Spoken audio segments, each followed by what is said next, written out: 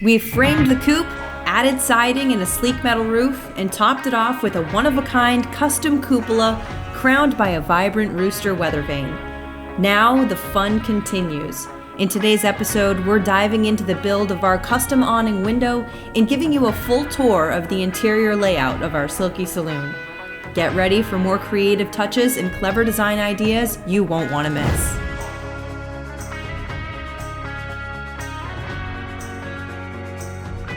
First up is our custom awning window. For the frame, we used leftover ash from a previous project, perfect for giving it a unique and resourceful touch. Sure, we could have bought a ready-made window, but that would have been far more expensive, and we love making the most of leftover materials. We started by deciding on the size we wanted and built the frame, adding a center divider to give it the look of double windows. To secure it all together, we used a combination of glue and deck screws, ensuring it's both sturdy and stylish. The result? A cost-effective, custom feature that adds real character to the build. This video is unofficially sponsored by wood clamps. Why? Because you can never have too many wood clamps. Just kidding, but if wood clamps did sponsor us, we'd probably have even more wood clamps holding this window together. Using the same detail we used on the cupola mullions, we used our router to carry over the same design to give the window frame a nice finished look. Next, we measured where we wanted our hinges to go. And with another assist from our clamps, we held the window in place and used our router to mortise the hinges. We had a door lying around from our house we weren't using, so we removed the hinges to use for this window. It helps to save money where you can. The window's almost complete, it just needs the frame.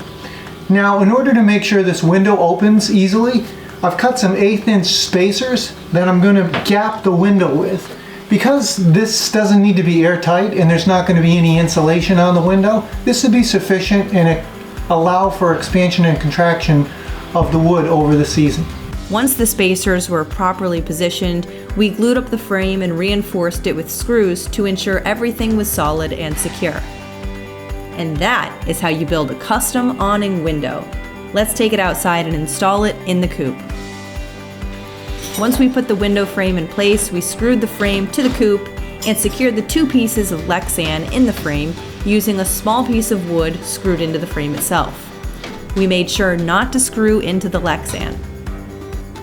Now here we were faced with some terrible lighting, but the final step in this awning window installation was ensuring we installed hardware cloth around the interior of the frame. This will allow us to keep the window open in the summer without predators entering the coop and feasting on our silkies. Now let's shift our focus to the interior of the coop, where thoughtful design meets functionality. We've incorporated a few key features that are specifically designed to make maintenance a breeze and keep everything running smoothly. Let's take a closer look. Now, what's unique about this coop that makes us stand out from our previous coop builds is that we provided an area for storage inside for supplies, and our nesting boxes can be accessed inside the coop as well, which is much more convenient, especially in inclement weather. We dedicated a 4 by 12 foot area, which is perfect for us. Here we are framing the wall.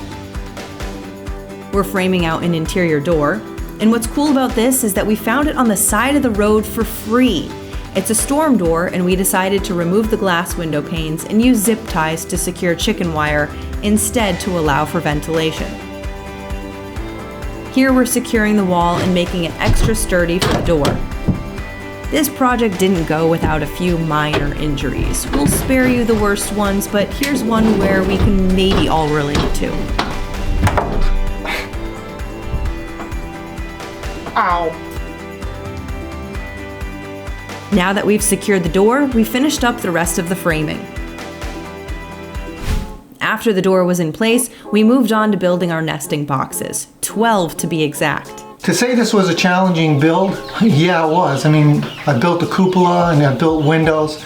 These nesting boxes were a challenge because when you're trying to take dimensional lumber like this, or non-dimensional lumber, it's the rough sawn that we used on the siding of the shed, to try to make it into something like this, it takes a lot more time and effort. But in the spirit of repurposing and not being wasteful, the time spent certainly justifies the product. Now let's get these nesting boxes installed in the coop. We're framing them in place, and the idea is to be able to access the nesting boxes when you walk in by opening the back of them so you don't actually have to walk into the enclosed area where the chickens are. To do this, we're adding some hinges and doors. I guess this is what happens when I leave my dad alone for just a bit too long.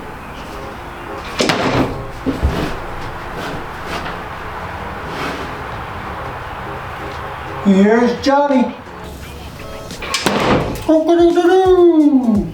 Okay, now I'm starting to get a bit concerned. But in all seriousness, these nesting boxes are fantastic. Here's how easy it will be for us to collect our eggs. On the other side of the wall, to close it off and give it a rustic saloon-style feel, we use some leftover silver metal roofing. And in order for our chickens to remain in the enclosed part of their coop, we added chicken wire up the rest of the wall to the ceiling.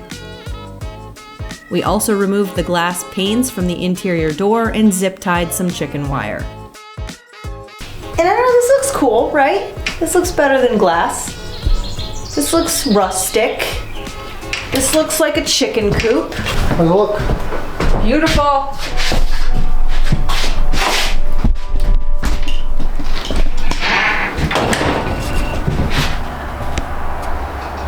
Let's talk about the door.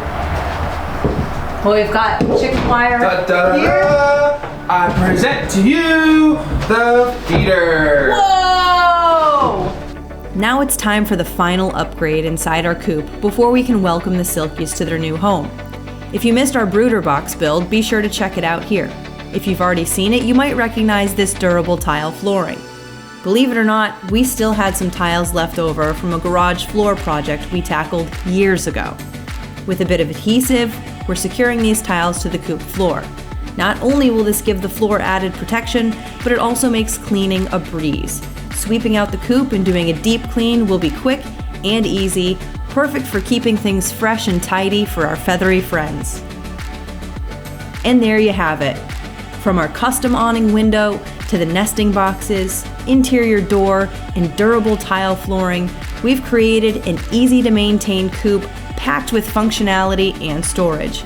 But the journey doesn't end here, and there's still plenty to do before our flock can officially call this Silkie Saloon their home.